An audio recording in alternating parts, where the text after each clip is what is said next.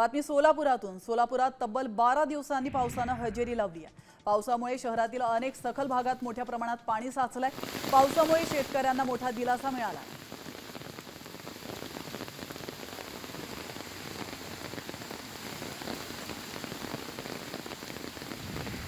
कोल्हापुरातील गांधीनगर या ठिकाणी एका बुलेट चालकाने 2 महिलांना जोरदार धडक दिली आहे। त्यात एका महिलेचा मृत्यू झालाय तर दुसरी महिला आणि स्वतः बुलेट स्वार गंभीर जखमी झालाय। या अपघाताचा सीसीटीव्ही फुटेज समोर आलाय।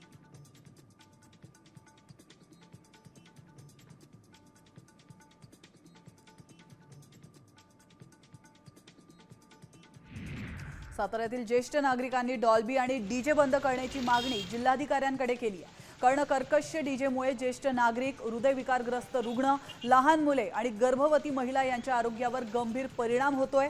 त्यामुळे डीजे बंद करण्याची मागणी ज्येष्ठ नागरिकांनी केली।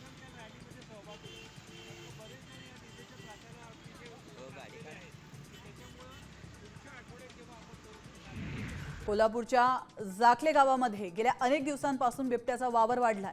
अन्नाच्या शोधात बिबट्या गावामध्ये येऊन कुत्र्यांची शिकार करत असल्यानं गावकरी भयभीत झालेत।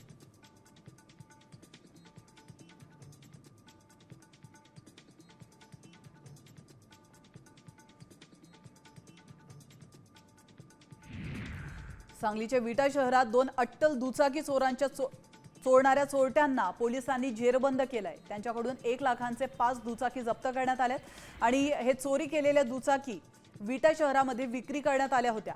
मात्र पोलिसांनी त्यांना सापळा लावून पकडलंय।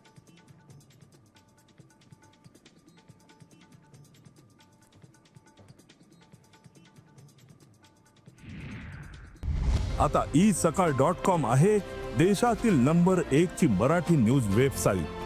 प्रत्येक अपडेटसाठी isakal.com ला नक्की भेट द्या।